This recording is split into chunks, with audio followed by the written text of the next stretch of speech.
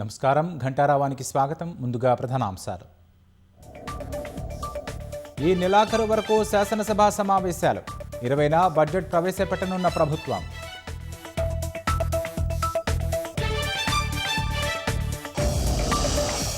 తెలంగాణ ఆర్థిక వ్యవస్థ బలంగా ఉందన్న గవర్నర్. $3 ట్రిలియన్ ఆర్థిక శక్తిగా తీర్చిదిద్దడమే లక్ష్యమని వెల్లడి.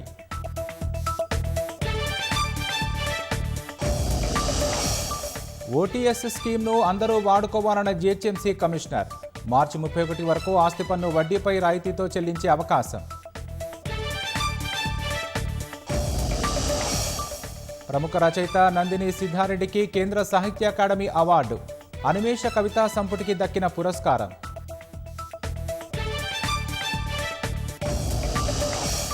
పదిహేడు రోజులుగా ఇరాన్పై ఇజ్రాయెల్, అమెరికా బాంబులు, మిసైళ్ల వర్షం.